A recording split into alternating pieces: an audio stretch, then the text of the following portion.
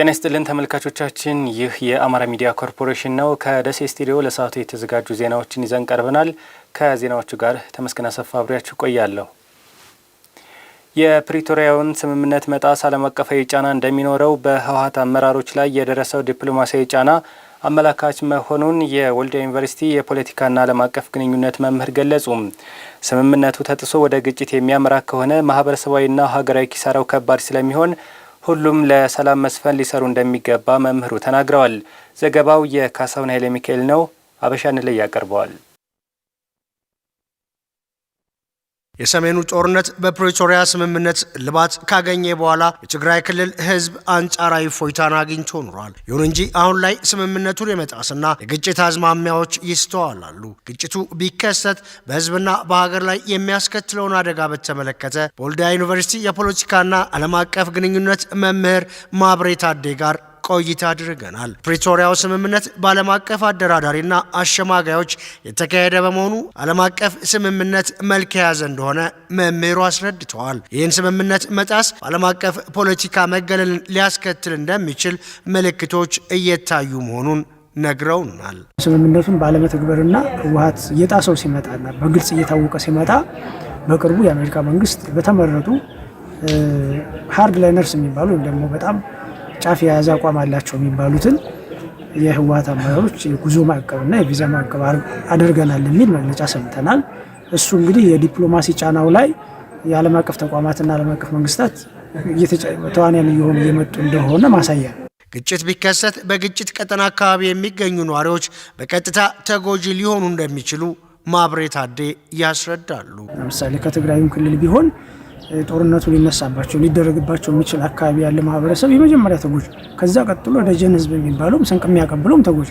በአማራ ክልል በኩልም ምንም ጉዳዩ የማይመለከተው እና ሰላም የሚፈልግ ሰጥቶ ወጥቶ ወርዶ መብላት የሚፈልግ ማረስ፣ መቆፈር፣ ማምረት፣ መነገድ የሚፈልግ ሰው ሳይወድ በግድ ጦርነት ውስጥ ሊገባል። በጦርነቱ በሚካሄድበት የጂኦግራፊያዊ አቀማመጥ አካባቢ ያለ ማህበረሰብ በየትኛውም አቅጣጫ የመጀመሪያ ተጎጂ ነው። ከዛ ቀጥሎ እንደ ሀገር ኮስቱ የጋራችን ነው። የኑሮ ውድነቱ ሲጨምር መንግስት ግብአቱን እንደም ሀብት ወደ ጦርነት ሲያዞር በጀት ይዞር፣ ያ ማለት የኑሮ ውድነቱ እያንዳንዳችን ላይ መድረሱ አይቀሬ ነው ማለት ነው። ግጭቱ እንዳይከሰት የፖለቲካ ፓርቲዎች፣ ተጽዕኖ ፈጣሪዎች፣ የሀገር ሽማግሌዎችና የሃይማኖት አባቶች ድርሻቸውን ሊወጡ እንደሚገባም አሳስበዋል። ከመንግስት ጀምሮ እና ከህወሓትም በቀጥታ ጉዳዩ ላይ እየተወዘገቡ ያሉ አካላት ቢያንስ ወደ ጦርነት እንዳይሄድ ጉዳዩን መጠንቀቅና በጥንቃቄ መያዝ፣ ለፖለቲካ ንግግር፣ ለድርድር፣ ለውይይት ቅድሚያ መስጠት አለባቸው። ከዛ ቀጥሎ ስለ ሀገር የሚቆረቆሩ የፖለቲካ ኃይሎች ሰላማዊ መንገድ እንዲፈታ የበኩላቸውን አስተዋጽኦ ማድረግ አለባቸው። በሶስተኛ ደረጃ የሀገር ሽማግሌ፣ ሃይማኖት አባት ጦርነት ያለፈ ይበቃናል፣ ስለዚህ እዚህ ጋር ቁጭ ብለን መነጋገር ከኛ ይጠበቃል የሚል አቋም ይዞ ሁለቱንም መገሰጽና ለድርድር ማስቀመጥ የሚቻልበትን ሁኔታ መፍጠር ያስፈልጋል ብዬ አምናለሁ። ሊቃን ግጭትን ከሚያባብሱ ጉዳዮች ላይ አለመሳተፍ፣ ሰላማዊ መስተጋብርን ሊያስቀጥሉ የሚችሉ ጉዳዮች ላይ ሀሳብ የማዋጣት ድርሻቸውን ሊወጡ እንደሚገባም መምህሩ አመላክተዋል። ለጦርነት የሚጋብዙ ጉዳዮች ላይ አለመሳተፍ የመጀመሪያው ሁኔታ ነው። ከዛ ውጪ ጦርነቱ ሊያመጣው የሚችለውን ጦስ ለሁለቱም ማሳየትና ቢደራደሩ ወይም ቢነጋገሩና ማህበረሰቡ ሰላማዊ መስተጋብሩ እንዲቀጥል የሚያስችሉ ነገሮች ቢኖሩ ምን ፋይዳ ያለው የሚለውን ማሳየት፣ ማስገንዘብ እና ያንን የማንቃት ስራ መስራት ከምሁራን የሚጠበቅ ነው። ሌሎችም የማህበረሰብ ክፍሎች በዚሁ ልክ የራሳቸው ድርሻ ይኖራቸዋል። ያን ድርሻቸው መወጣት ከሁሉም የሚጠበቅ ነው። የተቀናጀ ስራ አመራር ስልትን በመከተል በመስራቱ ከኢትዮጵያ ተስማሚነት ምዘና ድርጅት እውቅና ማግኘቱን በኢትዮጵያ ኢንዱስትሪ ፓርኮች ልማት ኮርፖሬሽን የኮምቦልቻ ልዩ ኢኮኖሚ ዞን አስታወቀ። የተሰጠው እውቅና የልዩ ኢኮኖሚ ዞኑን ዓለም አቀፍ ተወዳዳሪነት እንደሚጨምርለት የኢትዮጵያ ተስማሚነት ምዘና ድርጅት ገልጿል። ደምስ አረጋ ዝርዝር ዘገባ አለው። በኢትዮጵያ ኢንዱስትሪ ፓርኮች ልማት ኮርፖሬሽን የኮምቦልቻ ልዩ ኢኮኖሚ ዞን የተቀናጀ ስራ አመራር ስርዓቶችን በመዘርጋት ዓለም አቀፍ የጥራት መስፈርቶችን በብቃት በማለፍ የዓለም አቀፍ ሰርቲፊኬት ISO አግኝቷል። የዓለም አቀፍ ተቋም የስራ አመራር ሂደቶችን ለመከተል ታቅዶ ተግባራት መከናወናቸውን የሚናገሩት ደግሞ በኢትዮጵያ ኢንዱስትሪ ፓርኮች ልማት ኮርፖሬሽን የኮምቦልቻ ልዩ ኢኮኖሚ ዞን ስራ አስኪያጅ አህመድ ሰይር ናቸው። የዓለም አቀፍ ተቋም የስራ አመራር ሂደትን መከተል አለብን ብለን በሶስት አስራ ሂደቶች ላይ ነው የጀመረው። የጥራት ስራ አመራር ሂደት ነው አንደኛው። የጥራት ስራ አመራር ሂደት ስንል አሰራሮችን ማዘመን አለብን። ቀልጣፋ አገልግሎት ለባለሀብቱ የተመቸ ለእኛ ከስተመሮች ደንበኞቻችን የተመቸ የተፋጠነ አሰራር ለመስጠት እንዳመቸን በሱ ዙሪያ ያገኘ ነው ማለት ነው። ሁለተኛው የኢንቫይሮንመንታል ማኔጅመንት ሲስተም ወይም የአካባቢ ጥበቃ አሰራር ሂደት በምንለው። ሶስተኛው የስራ ላይ ጤናና ደህንነት እሱ ደግሞ አይሶ 45001 2018 የምንለው ማለት ነው። በእነዚህ ዙሪያ ነው ስንሰራ ይኖር ነው። ዛሬ በይፋ የሰርቲፊኬቱን የምስክር ወረቀቱን ርክክብ አድርገናል ማለት ነው። ከኢትዮጵያ ተስማሚነትና ምዘና ድርጅት ያገኙት የእውቅና የምስክር ወረቀት የኢኮኖሚክ ዞኑን ዓለም አቀፍ ተወዳዳሪነት ያሳድገዋል የሚሉት አቶ አህመድ በቀጣይ የተቋሙን አሰራሮች ወጥነት እንዲኖራቸው በማድረግ በትኩረት ይሰራል ብለዋል። በሶስት ዘርፎች በዋና ዋናዎቹ የተቀናጀ ስራ አመራር ሂደት በመተግበር ዓለም አቀፍ ልዩ ኢኮኖሚ ዞኖች ጋር ተወዳዳሪ ነን። አሁን ባለው እኩል ነን ማለት ነው፣ ዓለም አቀፍ ሰርቲፊኬት ስላገኘን። ሁለተኛው ምንድነው የእኛ ጋር ያሉት መሰረተ ልማቶች ቀጣይነት እንዲኖራቸው አሁን ሰርቲፋይ ሆነናል፣ ሰርቲፊኬት አግኝተናል።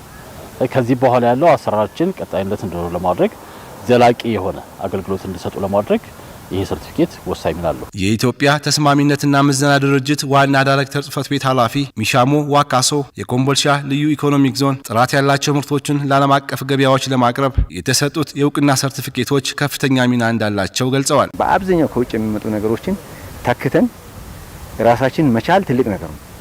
ያ ደግሞ ማምረት ብቻ ሳይሆን ሰስቴኔብል የሆነ ኳሊቲው እያደገ ጥራቱ እያደገ የሚሄድ ምርት ማምረት ዓለም ገበያ ላይ ተወዳዳሪ የሆነ ምርት ማምረት ከኛ ይጠበቃል ማለት ከዚህ ኢንዱስትሪ ዞን ይጠበቃል ማለት። ስለዚህ ይሄን ስናረግ ኢትዮጵያ ተስማሚነት ምዘና ድርጅት ኢንተርናሽናል ሪኳየርመንቱን አይቶ ገለልተኛ የሆነ ኦዲት በማድረግ ደረጃው በሚለው መሰረት ኦዲት ተደርጎ ነው ሰርቲፊኬቱ የተሰጠው ማለት። ስለዚህ ብቃቱ ተረጋግጦ ክፍተቶቹ ያሉ ክፍተቶች በየጊዜው በተሰጠው ኮሜንት መሰረት እያረሙ እያስተካከሉ መጨረሻ ላይ ያን ክሊር ሲያደርጉ ነው ይሄ ሰርቲፊኬት የተሰጣቸው ማለት ነው።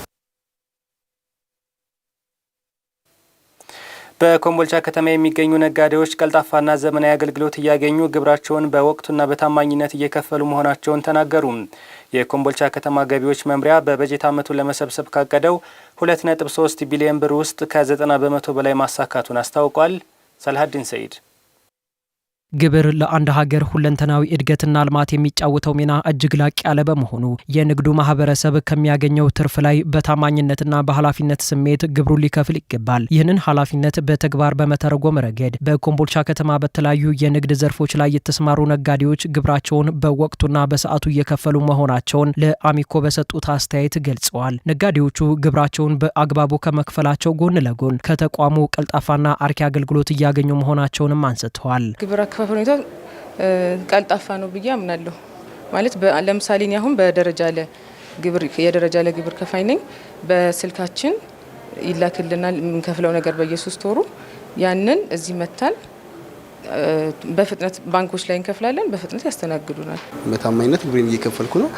ያው የምከፍለውም ለራሴም ስል ነው። አንደኛ በጤናም በሰላምም በፍቅርም ለመኖር ስል ምንም ነገር ሳይኖር ለመክፈል ሞክራለሁ። እየከፈልኩኝ ምን ያለው እስካሁን ባለው ሁኔታ ነው። አገልግሎቱ ቀልጣፋ ነው። ምንም እኛ በሰዓቱ መክፈል ከቻል በሰዓቱ ሂደህ መክፈል ከቻልክ በሰዓቱ መስተናገድ ትችላለህ እና የአገልግሎት አሰጣጥ ችግርም የለባቸውም።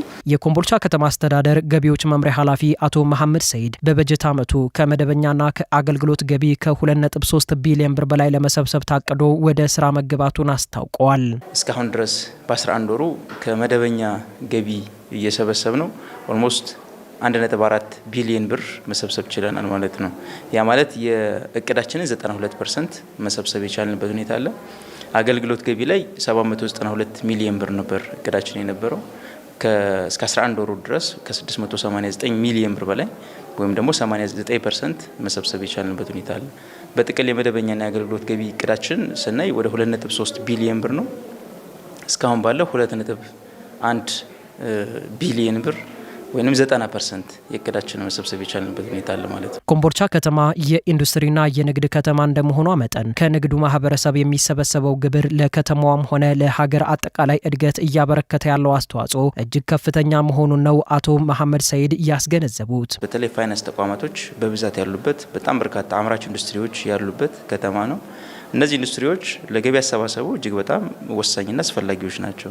ብቻም ሳይሆን ምናልባትም በእኛ ከተማ ደረጃ ብዙ ሀብት የምንሰበስበው ከግል ድርጅቶች የስራ ግብር ከመሆኑ ጋር ተያይዞ የድርጅቶቹ ወይም የፋክተሪዎቹ መኖር በጣም ኢምፖርታንት ነው ማለት ነው። በጣም በርካታ ማህበራዊ የሆኑ ኃላፊነቶቻችንን መወጣት በሚያስችል እና መንግስታዊ ግዴታዎቻችንን ጭምር መወጣት በሚያስችል መልኩ ነው ማለት ነው ሀብት እየተሰበሰበ ያለው። አስተዋጽኦአቸው ደግሞ ለዚህ ትልቅ እና የጎላ ሚና ያለው ነው ማለት ነው። በከተማዋ እየታየ ያለው የቴክኖሎጂ አጠቃቀም፣ የተቋማት የአገልግሎት አሰጣጥ መሻሻልና የነጋዴው ታማኝነት ተደምረው የኮምቦልቻን የንግድ እንቅስቃሴና የሀገርን ኢኮኖሚ አቅም በማጠናከር ረገድ ጉልህ ሚና እየተጫወቱ መሆናቸውን መምሪያ ኃላፊው ገልጸዋል።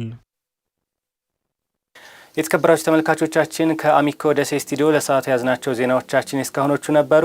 ስለነበረን አብሮነት እናመሰግናለን። ተመስገን አሰፋ ነኝ። በያላችሁበት መልካም ጊዜ